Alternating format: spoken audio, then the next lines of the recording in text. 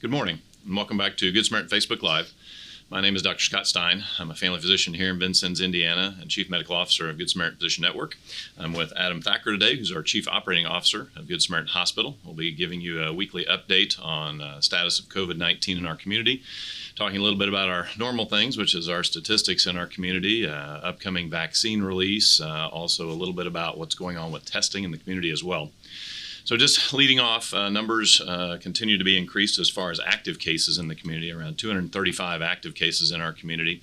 And then that number that we always go back to, which is unique individuals that have been positive within the last 7 days, is around 35%, which is one of the highest numbers that we have seen over the course of the past several months. Around 1,140 cases total that we have had. And then that positivity rate of all individuals remains aligned with what the state has been, which is somewhere around 9%. But really what we have seen regionally and in the rural setting is the unique individuals numbers have been up quite a bit over the course of the past several months. Right.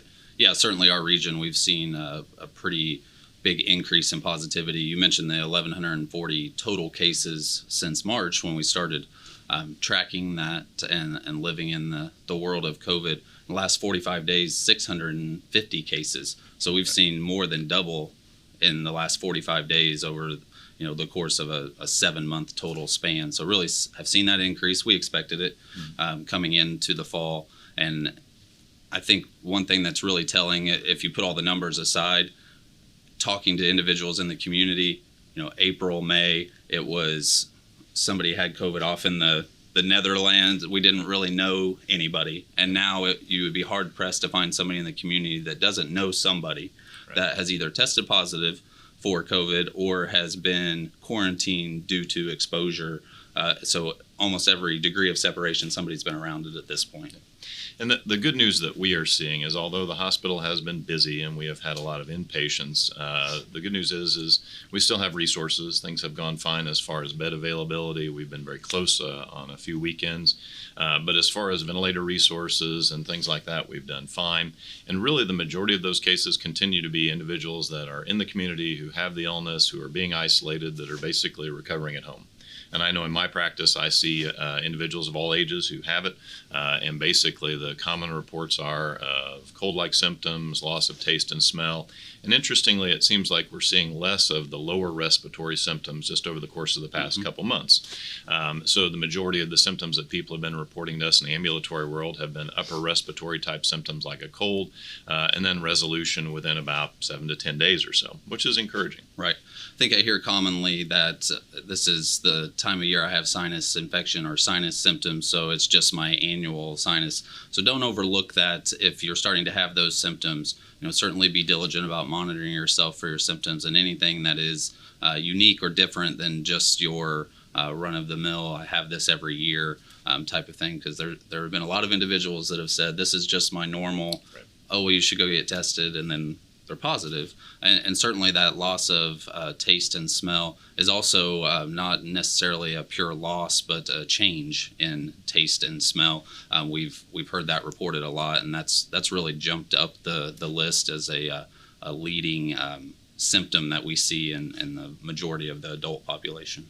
And a lot of people are asking about testing as to whether they should be tested, when they should be tested, where they should be tested, because a number of individuals will say, well, I know I had an exposure and now I have loss of taste and smell and I have increased respiratory symptoms. Do I need to get tested? And the answer is certainly the testing is available. The turnaround time of testing has been relatively good over the course of the past few weeks or so, roughly about 2 to 3 days for us. But you don't have to be tested. A lot of people have asked me, well, I'm pretty sure that I've got it because of known exposure and what my symptoms are. And the answer is, as long as you follow the guidelines that you are assumed to be positive and you isolate yourself for 10 days and 48 to 72 hours after symptom resolution, then that's just as good as saying, hey, you had it and you were positive. Right. And the testing approach hasn't changed since early on, in that a test being performed doesn't change the quarantine, the isolation. If you're an exposure, it's 14 days from that date of exposure to somebody that had symptoms. And whether you get tested or not, there's an incubation period. So that test is a point in time and doesn't guarantee that you get out of quarantine any sooner. It doesn't change that. And the same for the 10 days. once you've tested positive, we don't recommend retesting for negative. There's been a lot of information come out. If you tested positive, you shouldn't be retested for 90 days because remnants of the virus will stick around and you'll test positive again, even once you have completed the 10 days, have recovered, and are deemed appropriate from a public health standpoint to return to work or return into the community, school, whatever that wherever that location may be. And then if you have a negative test, it's 96 hours that you shouldn't be retested because, again, there's that incubation period that we have to wait on. As far as testing, so convenient care, we have testing, medical center of Vincennes, and then certainly here at the hospital, nasopharyngeal testing for adults, anterior nares swab testing for our 12 and under population. And we are rolling out more rapid testing with antigen testing. State is putting out more information on that. I know I've gotten the question about there's some areas outside of the community that are doing the rapid testing. That's becoming more and more available, but we have really stuck to our initial nasopharyngeal anterior nares testing because of the sensitivity and specificity. So when our providers, our clinical care team get the results from those tests, they have absolute confidence that that result is accurate. Whereas some of the rapid tests were meant more in a less accurate, but test every day, stay ahead of it. We heard of professional athletes and those groups using it. Nursing homes that were testing on a high frequency basis. You can be less accurate with a test if you're using it every day, but when you're testing one point in time, you want the higher accuracy. Yeah, because a lot of the downstream from that all hinges on what we're going to do in terms of the contacts with those people. And, really that's become one of the biggest frustrations that patients come to us with is that they have a known contact. They don't feel bad in any way, but they have to go into quarantine. And we all understand that. We're working with that on a staffing basis every day. But it's important to realize that that's really one of the key measures that we do to reduce the spread.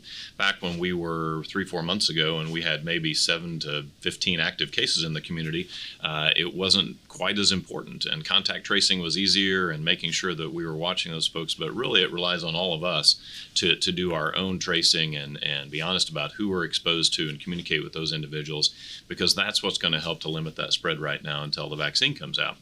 And as we kind of look into the next few weeks, we've been told for the last few weeks or so to be prepared for vaccine distribution. We've done a few little testings when we went through our flu vaccination to be ready for mass distribution. And sounds like vaccine is going to be here relatively soon now.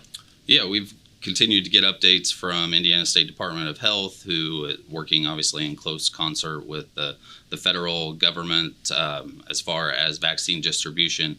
And the first step is emergency use authorization from the FDA, meaning that the vaccine is approved for use. That's expected to be mid-November, and we're coming up very soon on mid-November. So really in the next week or so, we're expecting that to happen. Obviously, there's no set date for that, and then that will start to roll out to the states in a fashion that we're having communications with. Good Samaritan is identified as the vaccine distribution for Knox, Davies, and Pike County. So we're working through the logistics and we have a call actually with the state this week to talk about that. What just was released about an hour ago by Pfizer is the Pfizer vaccine, which has been known to be kind of one of the earlier ones in expected approval. That's the one expected to be approved first, and they are reporting 90% effectiveness, which from a vaccine standpoint, that's amazing because your typical vaccines can get approved with 50% effectiveness. So early in the studies, and that number will ebb and flow probably as more data comes about. But really exciting news is that if we're up in that even high 80s, the protectiveness that vaccine is going to provide is great. And from a phase standpoint that we work through, and we know healthcare workers, high-risk individuals will be at the front of the line for vaccination. So more information to come about that once it actually goes through the approval finalization, but seeing some light at the end of the tunnel on the vaccine front. Yeah. And not a single day goes by that I don't get asked, are you going to take the vaccine? And the answer, of course, is yes. We find that it's going to be very important that those initial frontline workers get vaccinated, and then we will start marching through that process of who our highest risk people are after that. But I think we can kind of debunk some of the mysteries. A lot of people are saying, oh, this vaccine has been rushed through production and people are concerned about the safety. But the primary thing beyond just being efficacious is making sure that it's safe. And whether everybody realizes it or not, every year a new flu vaccine gets made. And the mechanism by which that is produced is very similar, but the thought process is that virus changes every year, and so the flu vaccine changes every year. The thing that has been different about this is when this started very early on, January, February, the genetic code was unlocked for this virus and was basically mass distributed to all the scientists around the world. And everybody said, okay, get to work and figure out how we're going to develop this vaccine. And so multiple companies in parallel started working on that vaccine over the course of the past year. And then studies were started very quickly, and those studies have had plenty of time to run over the course of the last 6 to 7 months. And as Adam had noted in some of our previous, they've been just as cautious as far as development and side effects and things as we with any vaccine. Right. It really comes down to a matter of resources. When we talk about a vaccine may take 7 years, take that amount of resources and put that exponentially higher into accomplishing the same steps in 7 months. So corners weren't cut, steps weren't skipped. It was all expedited because there's really been a singular global focus in producing this vaccine. And not to get too technical in the science, but as Dr. Stine mentioned, the RNA aspect of this was released and sent out, and it's really a synthetic genetic process that they've used to create this. So I get the question also, is this a live vaccine? Do I get COVID from getting the vaccine? Because some time ago, a lot of live vaccines were used. Yep. That's much, much less now. It's actually very rare that a live vaccine is utilized. But COVID vaccines that are being released is not a live vaccine. You do not get COVID from that. It creates your body's response by using a synthetic gene.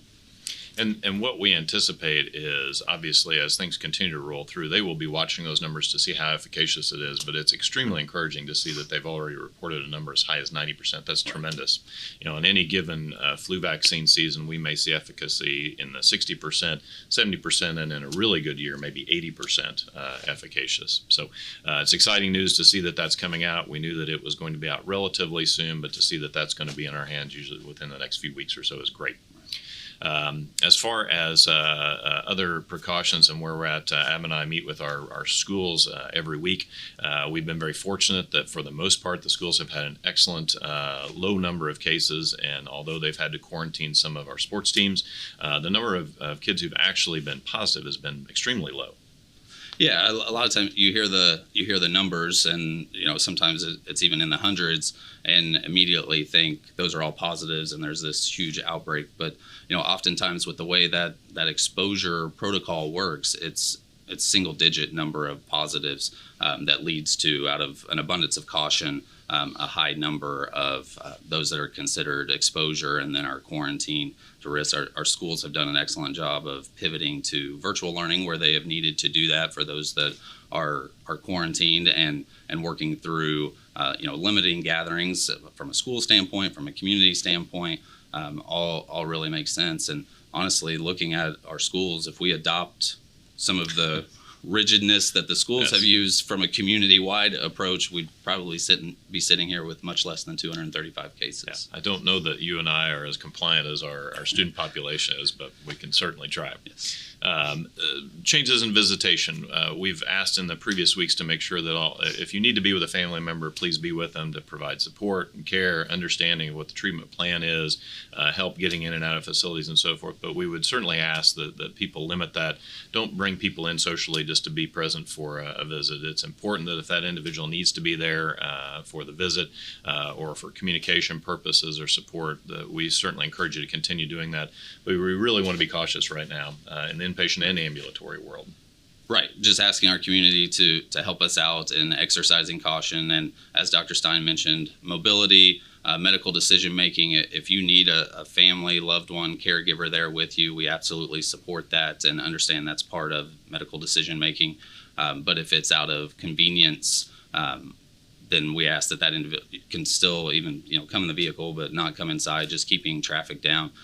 Obviously, we know, and we're all well versed in how COVID-19 spreads now, and it's through transmission as we're talking and breathing and respiratory droplets. So if we can limit exposure, even with all of the public health measures with masking and hand hygiene that we're putting in place, if we can limit exposure, then we know we're decreasing the overall risk.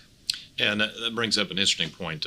We have the testing facility over at MCV, and a number of individuals who have been working in that facility have pointed out that one of the curiosities is when patients get sent around back to have their testing done, which is in their vehicle, which is nice, that they're typically driven by an individual who's sitting in there without a mask on.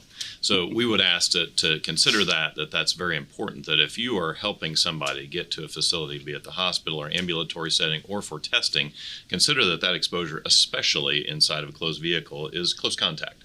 A lot of people are a little bit more reckless about mask wearing when we're outside because we know the exposure is a lot less.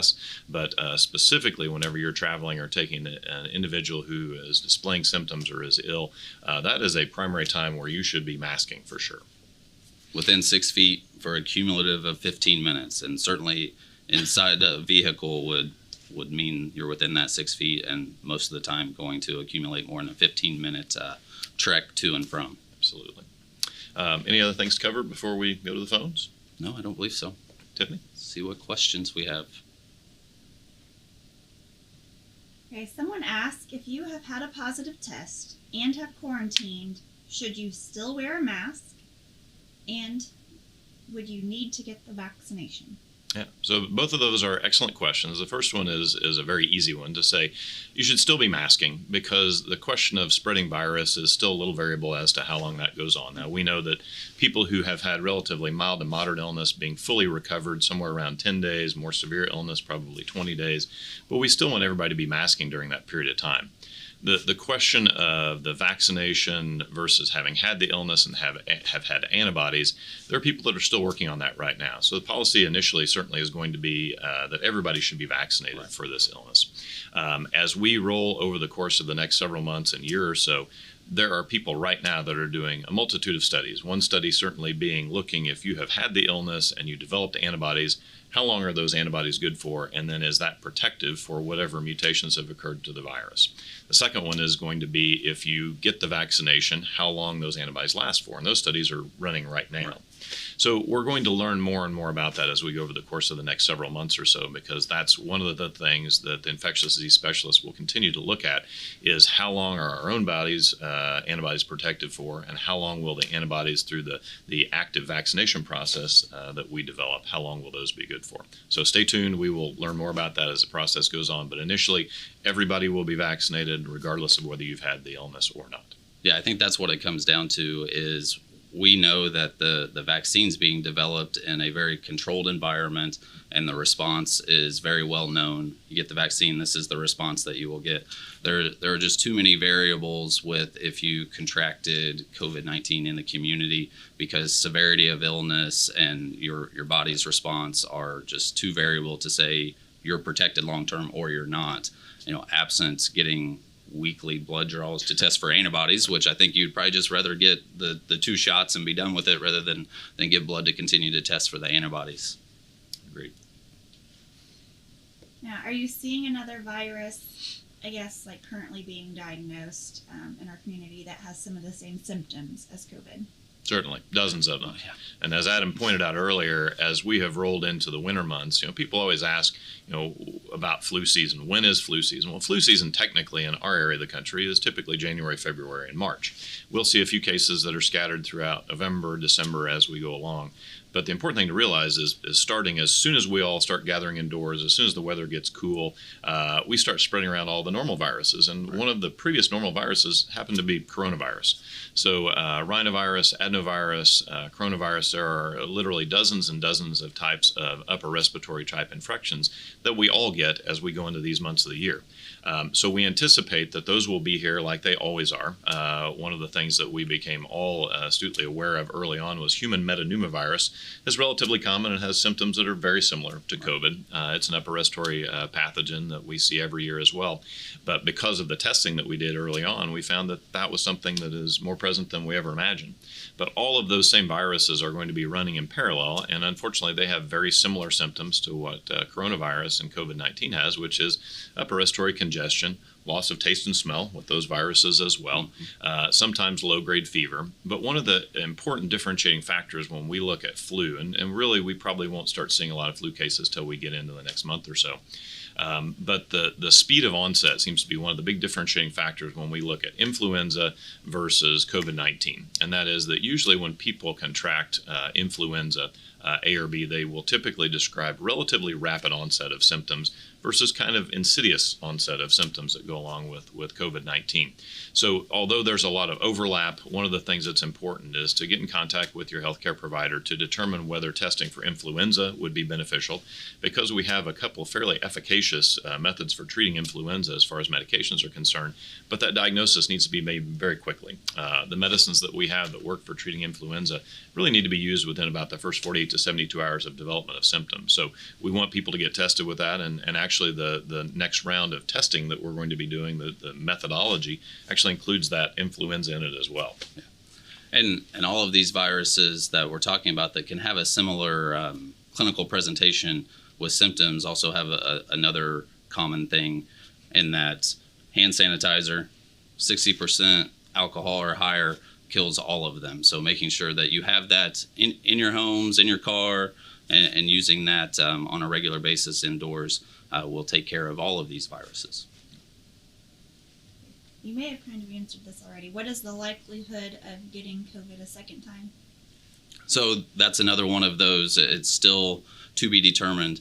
As more and more data is coming out, I read something over the weekend that suggested there was in the ballpark of 20 to 25 cases worldwide that are actually deemed as a reinfection. So what we know is that reinfection is possible, but as mentioned, when you test positive for 90 days, remnants of the virus stick around, and with our body's response and immune system, you could be sick and in 60 days start to feel symptoms again, and it may still be the same virus hanging around, and your body's just weakened through stress or diet, whatever the case may be, and you have a response again. And that's actually the same infection that's kind of set dormant, but it's not really a reinfection where you came in contact with the virus again, or we always worry about, because we talk about flu and different strains and mutating, we always worry about that. But that data is still being developed.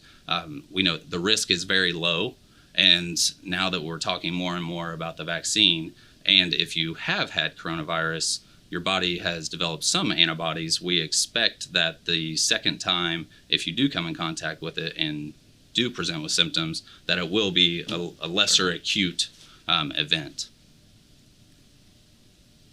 Knox County is in the orange. Do you expect another shutdown? Restaurants, schools, classes, anytime soon? So this week, actually, there's a lot of discussion with the Indiana Hospital Association and the governor's office about that very thing. What does that need to look like going forward on a state standpoint? And then a lot of that decision is being left at a local decision-making standpoint. I don't have answers or a crystal ball to say that there will or won't be a shutdown. I think that we're all committed to continuing as many activities and businesses being able to run, and certainly that's livelihood for many people. But what we have to keep in our mind and be cognizant of is we have to do it in a safe and effective way. So if we're not following all of the public health measures that we're talking about, then I would expect that there will be further restrictions imposed either from a state or from a local level. But none of those decisions have been made at this time, but that certainly is something that's constantly being discussed. When we moved to stage 5, I think there was this perception, because the initial stage 5 was we're wide open, we're not wearing masks, we're not really having any restrictions, it's a return to normal, and that hasn't been the case. So even a move back to, let's say, a stage 4, which everything is open but has capacity limits, would be something that I know is being discussed, but there haven't been any decisions made on that at a state or a local level. And I think the good news about all of that is because the state has kind of pushed that off to us regionally, it allows us to respond more quickly and more accurately to the degree of illness that we have in our community.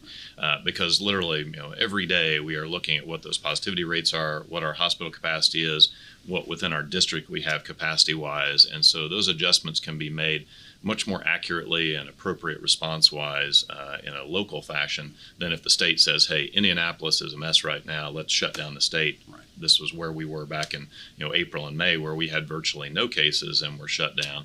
So I think the good news is that we all are recognizing that this is very regional, our numbers are very regional, and while there's a lot of travel that will influence that, we can have a more appropriate and scaled response locally because that's in our hands now. I think, I guess my unqualified personal opinion would be that if we're not protecting our vulnerable populations, long-term care facilities, our elderly population, and the hospital is hitting capacity limits and we're seeing increased deaths, which thank goodness we have not seen, even though we've seen increased cases, is we've not seen a lot of increased deaths. Certainly there have been some, and even one is tragic, but we haven't seen that go up at the same rate we have seen the positivity rate. Or if we see large outbreaks in one area with a lot of positives and a lot of sick individuals that were not following precautions, then there's going to be intervention. Yeah, absolutely. So when the vaccine is available, will it be given to high-risk individuals in the doctor's office or a clinic setting? I'm guessing like maybe health. So phase 1A is administration to healthcare workers and long-term care facility and our healthcare workers that are taking care of our at-risk population in the inpatient setting will be first. It's expected that the amount of vaccine that will be released first will not even cover that population across the state. So we haven't moved to what will probably be phase 1B, which is community high risk. When that does roll out, there will be a vaccination rollout plan, probably very similar to influenza, be able to get in the doctor's office, but a lot of it is going to come down to the volume that we have. And based off of that volume, if it is limited, it may be similar to what we did with our drive-through influenza clinics, where there's one geographic location that you would come to and be able to get that vaccine rather than have it spaced out across all of the different medical offices. And a big reason for that is storage. So again, we don't have to get into all the technical aspects of this, but the vaccine that is being approved is stored at what's called ultra cold temperatures, so negative 90 degrees. There are not very many freezers that can do that. We actually have 2 in the entire facility. So to be able to disperse that across the medical offices would really be impossible from a logistical standpoint. So do we have any information on positive test and nursing home facilities in the county? They're continuing to test residents as well as employees. So one of the things that was rolled out by the state is based off of that blue, yellow, orange, red, the frequency of testing within the nursing home facilities. You can actually go onto the ISDH coronavirus dashboard. At the top, there is a school button, and there's a LTC, long-term care button that you can click on, and you can see the number of positives by facility that is reported. I can tell you anecdotally, we have not seen a lot of positives in our nursing homes here in Knox County that have led to admissions in the hospital. We certainly have seen some, but that has not been, some counties have been somewhat overran by that happening with hundreds and hundreds of cases and some all in one facility. Our long-term care facilities, working with Dr. Stewart, have been very diligent about a plan where they're quarantining within their facilities and taking as many protective measures as they can.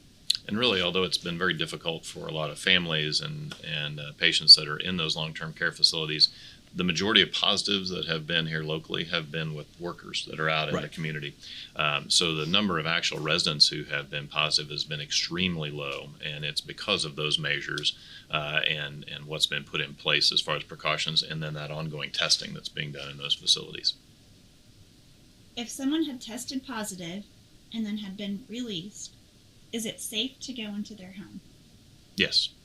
Yeah. So, obviously we see all kinds of different sanitation measures that are going on, but this virus does not just exist for long periods of time out in the open air or on surfaces, as we kind of talked about in March and April, it generally needs to live in respiratory droplets. And so that's why the isolation period, the quarantine period, and the masking has been efficacious. Is basically once that person has been recovered, the virus is not hiding around like our little local stink bugs are doing. The virus dies off just like most surface viruses do.